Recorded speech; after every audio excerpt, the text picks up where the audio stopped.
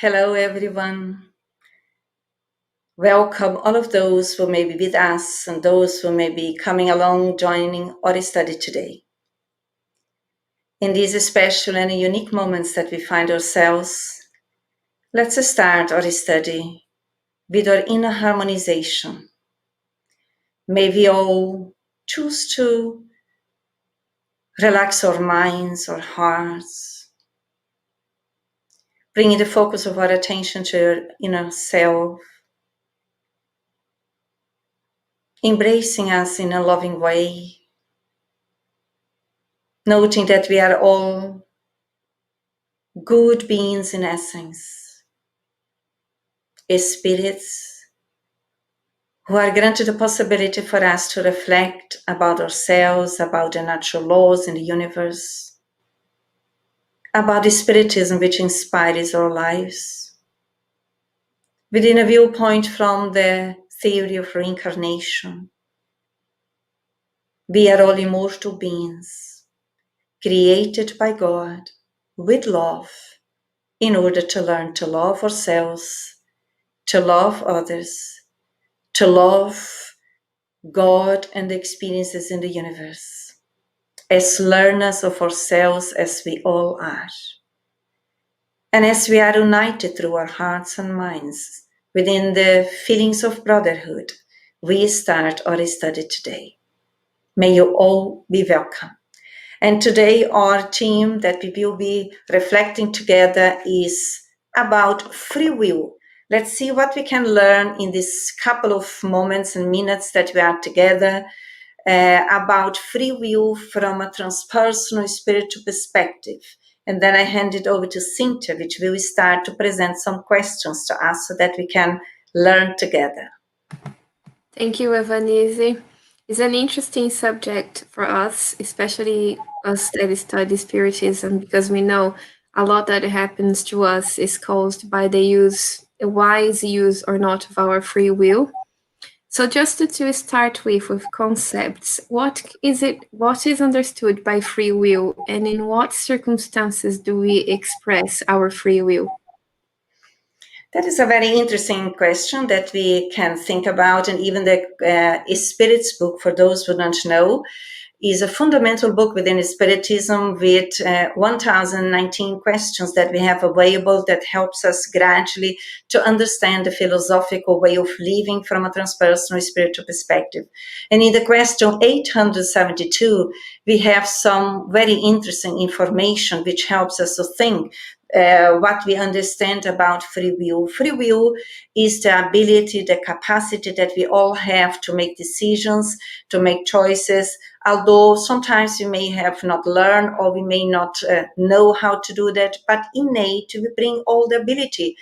And we are actually making choices on daily basis, let's say. But in which circumstances here, as it has been said to us, as spirits as we are, we know that we have been much freer in the spiritual realm while we are here now in the body, where we were planning our reincarnation process. We quite often use the free will to choose what kind of experiences we would like to attract for our own evolution in terms of experiences. Meaning what can we learn in order to progress, in order to evolve as spiritual beings as we are. And then when we are in the corporeal life, which is our case when we are in the physical body, sometimes we may not remember exactly, and we may even complain about our own use of free will in the spiritual realm based on the experiences that we are facing now. But it's fundamental to understand what we ask, what is presented to us here on earth, this school for us to learn and also to evolve, to progress, for better conditions, for healthier conditions, in order to promote us towards real happiness. That challenges are part of ourselves that we face in order to promote us internally. So it's quite important to see where we are in our temptations, in our complaints sometimes, because surely we did not choose in the spiritual world to come back to earth to complain about our learning process on earth. I don't know if you have something to add, Cynthia? I think this subject is very interesting for me, at least, because also outside the Spiritist doctrine, we have a lot of research into free will. But what came to my mind is that we are responsible for everything that happened to us. It's not anyone's fault, and it has nothing to do with God punishing anyone. It's just a plan, which was our choice, and now we come to Earth in a new existence with a new body, just to put this plan into action. I think this is very powerful if we look at this way. Yes, and also, as we learn in the question 122 from the Spirit's book, free will develops as a spirit-acquired self-awareness. And self-awareness is exactly what we are learning on Earth, as you rightly said.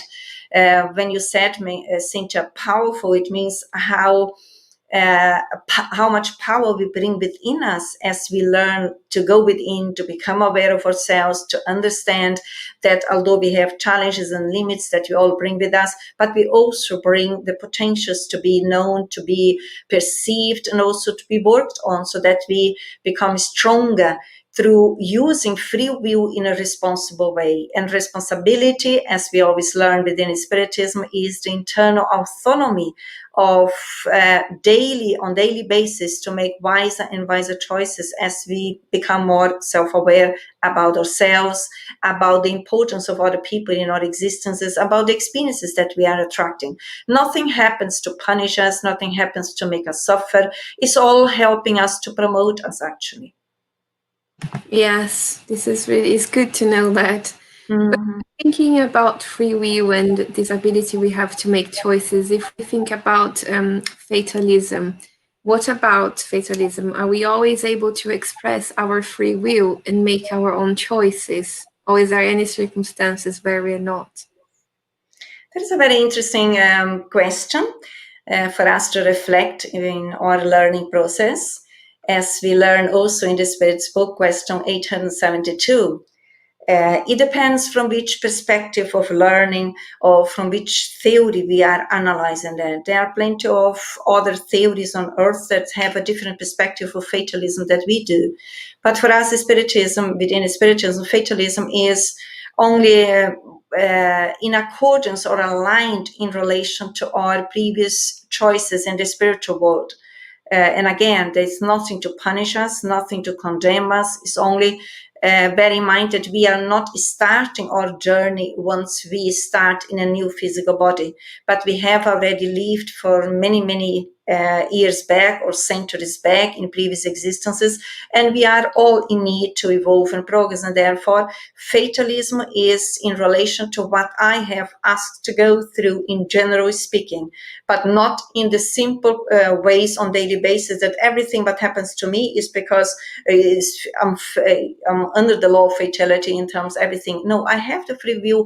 We have the free will. We cooperate. We interact on daily basis in the simple ways. But the general program, let's say, for us once we are on Earth, that has been established previously.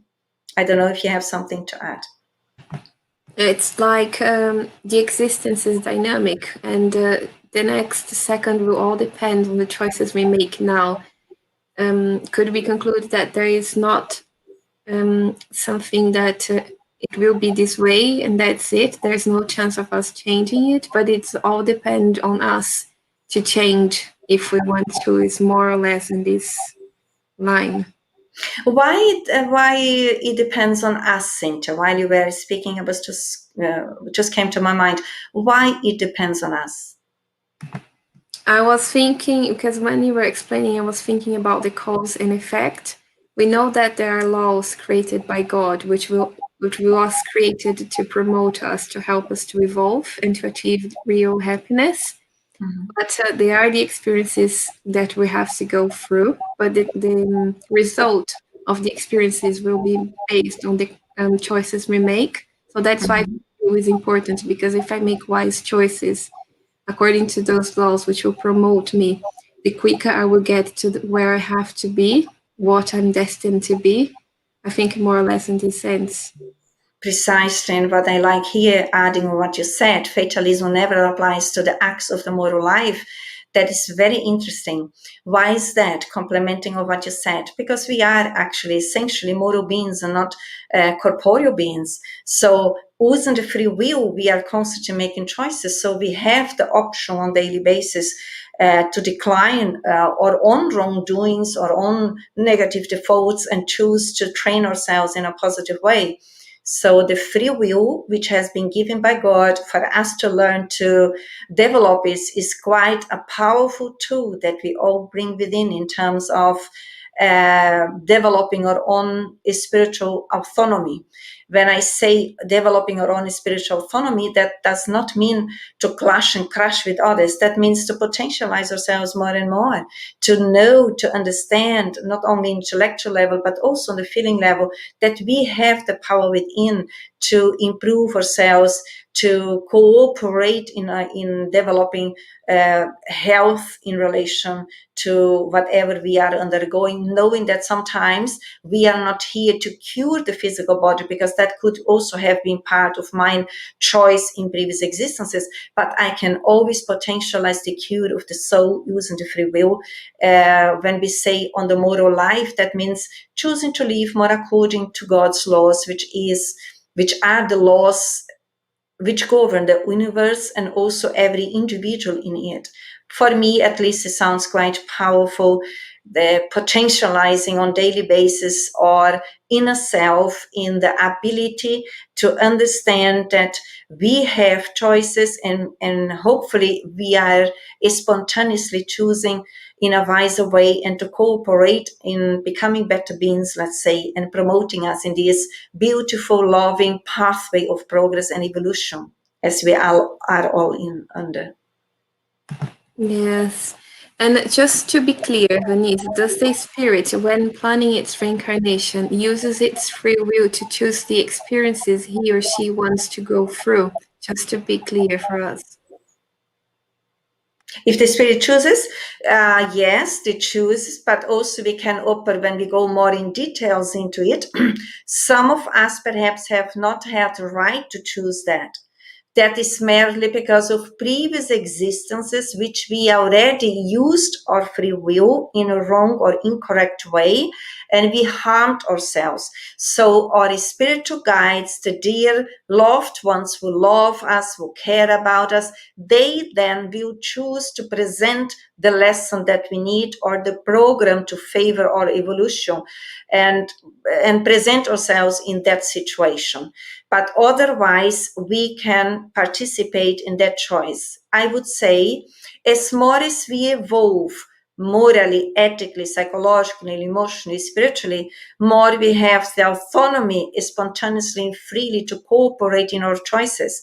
So we are less infantile. We will choose the hardest lessons because we know that once we undergo them, they favor our own evolution and will promote us spiritually. I don't know if is that around what you have been asking, Cynthia? Yes, this was our third question, and I thought as well, the more we develop our consciousness, the more we will want to participate and make the most of this opportunity here on Earth, because we know the value of time, the value of being here. I think the more we develop, the more we learn, the more we gain consciousness, the better we want to participate in those decisions.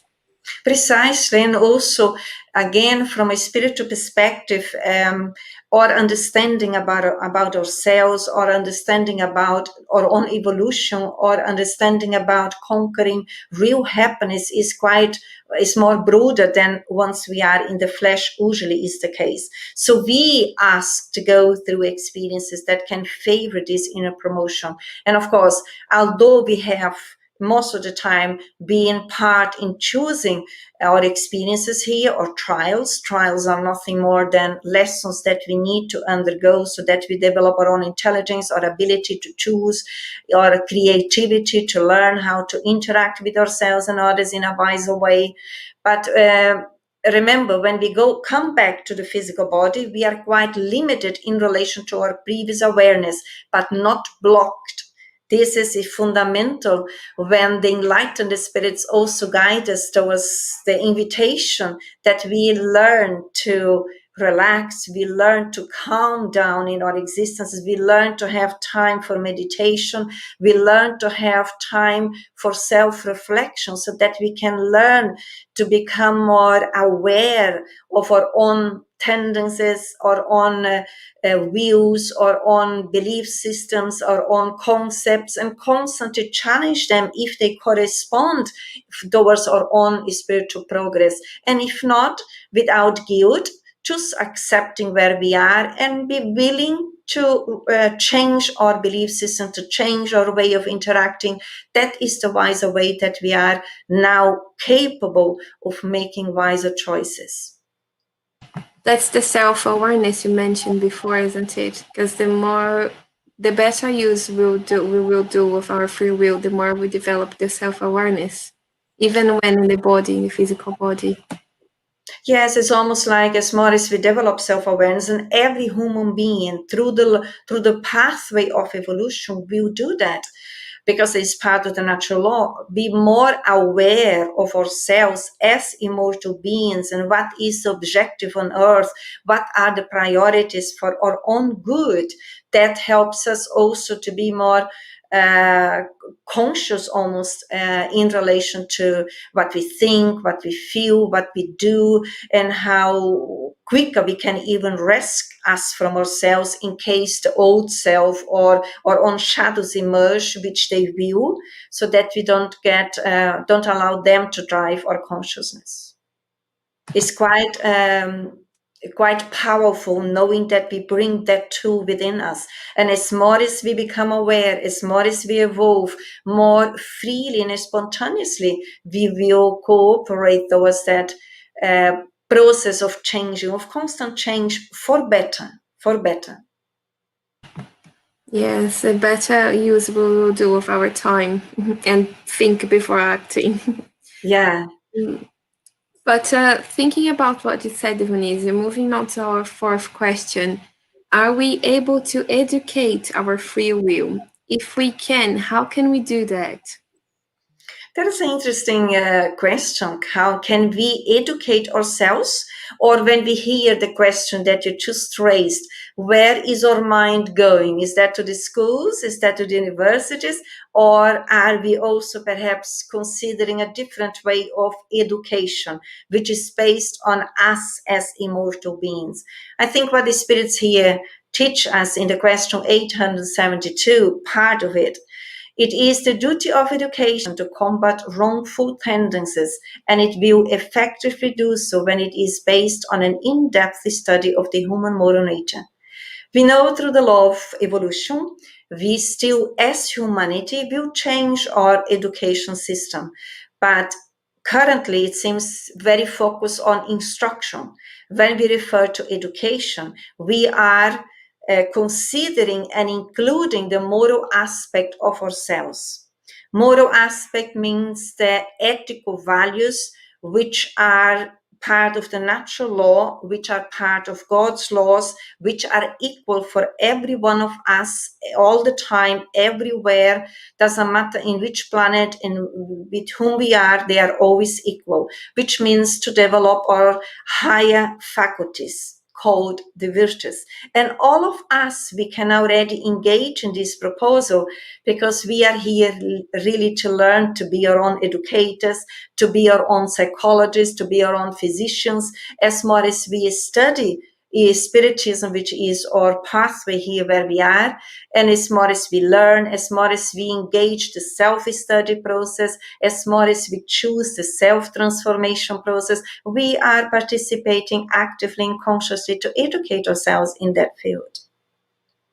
Yes, and it's this moral education or this development of virtues, if you put it this way, sometimes is left to the side or in the secondary or even not even take care of.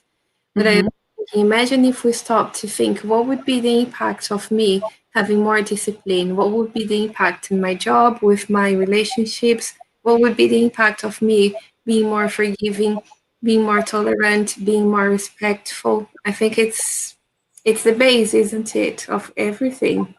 That will change the planet, as we hear, the civilization.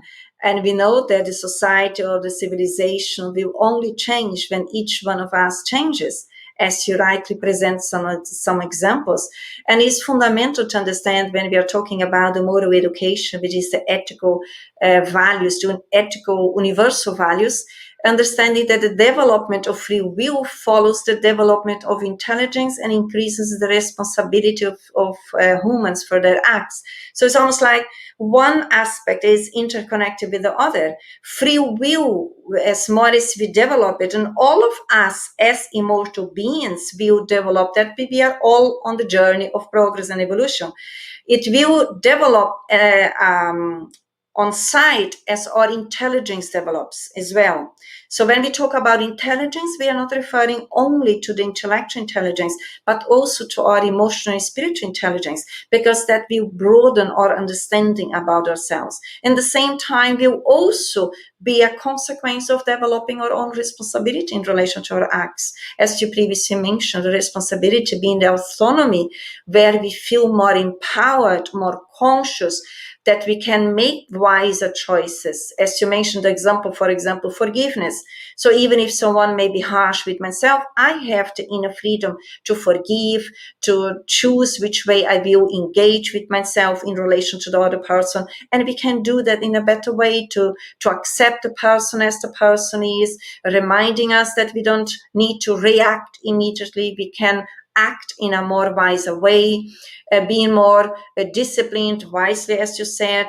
That will also ease up our own existences, our own lives, because when we discipline ourselves, and discipline is a virtue, it's not something that is imposed by outside, it is an internal faculty that we will be developing as we evolve. We make our existence much more easier in our daily tasks, in our daily experiences that we go through.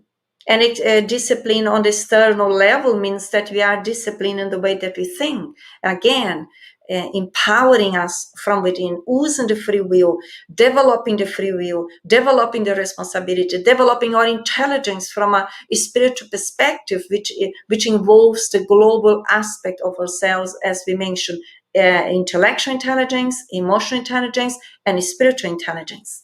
From a spiritual perspective, the experience on earth, they usually are seen from a different angle, or we have different ways that we will see what perhaps from a temporary ego state of mind may be perceived as very bad.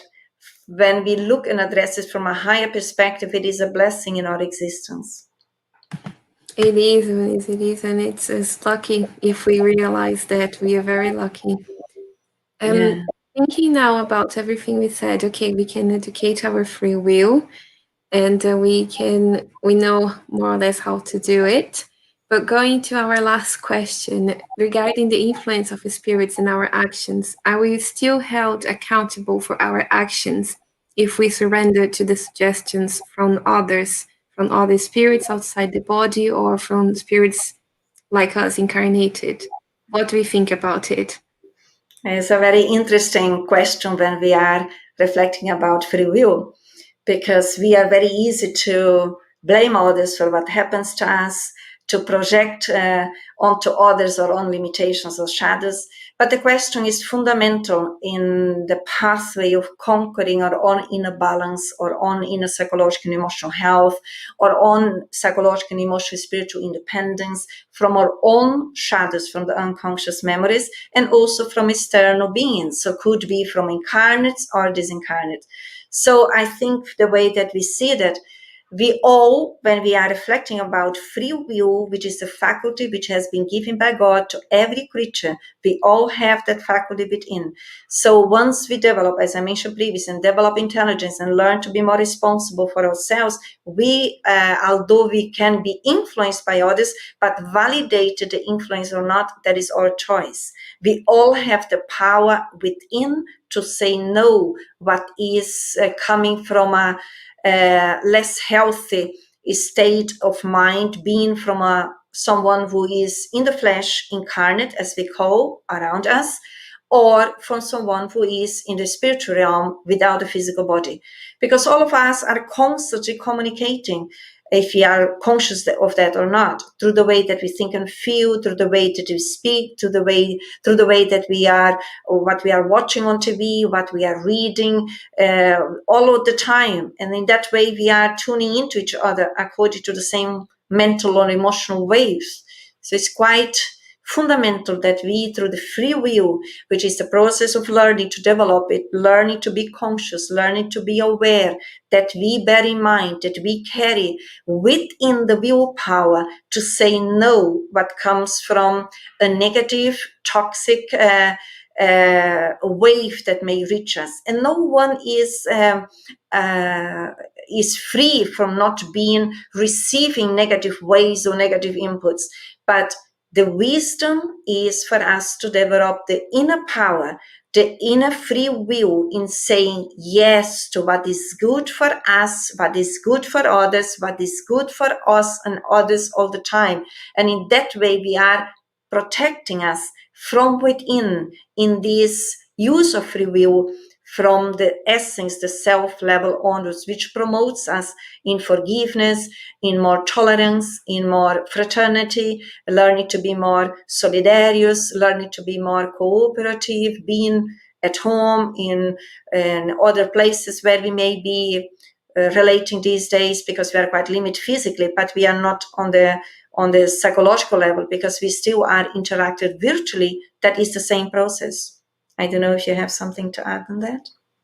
Yeah, just very quickly, because of the time, I think this is where the importance of the moral education comes, because we need references to be able to build this strength within to say no when we have to see, okay, where there is a will, there is a way. So I know, yes, there are influences, but this is my reference and this is the path I will follow. I think that's important. Well said. In which ways could we be influenced without being aware? Through our thoughts, it's like a suggestion of thoughts that comes to our mind. We need to be aware of what we're thinking. And if we see this is not something positive, try to redirect it to a different way. Yes. Which kind of thoughts, Cynthia? Sorry? Which kind of thoughts? The negative ones. The negative ones. So perhaps if I may be thinking that I don't like my boss, for instance, or at home, I really woke up and I don't like my husband or my wife or my children are really irritable or whatever. So I am irritated and then I don't know why, but I'm irritated with everything. Excellent. When I think I'm blaming others, I need to become aware of these patterns that I'm blaming others, and I think others are irritable, and I'm not yet conscious that I'm actually in that state of mind. When I may be trying to control other people, or all of us, we have these negative aspects that we still bring and are on daily basis invited to train our free will. And bear in mind that we can do that spontaneously. We have different options. We don't need to follow our automatic systems of responses. Yes. Anything else to conclude? I think that's all from me. So in that way, we are coming to the end of our study and reflections today about free will. Let's use the free will right now and engage in the possibility to cooperate. And as we are praying for all of us as students, as learners on earth, ourselves and all of those who also in spirit may be with us, gathering our minds and hearts towards the vibrations of goodness and universal fraternity. May we pray and send loving feelings to all of those and in this moment are in pain, in suffering and despair. May our vibrations of tenderness, of kindness be sent to all of them, and asking the enlightened spirits to bless every being on earth in this moment, especially those who are in hospitals facing death. May the light and the peace of Jesus follow up on every and all of them. And also we think of all of those who are in the front line in assisting the health of everyone on earth. The doctors, the nurses, the social service, all of those who are helping in one way or another. May your feelings of peace, of love and tender be with all of them, and asking that the enlightened spirits may strengthen them as workers of goodness, which they all are, working together with the superior beings who are also blessing humanity in this challenge moment which we are undergoing. May the love that comes from God follow up on every and each one of us, blessing our homes, blessing our families, blessing all of those who are around us, today, tomorrow, and always. So be it. So we're coming to the end, wishing you well. For all of those who want to be with us in our Portuguese study, 8 p.m. tonight. Hope to see you then. Bye-bye.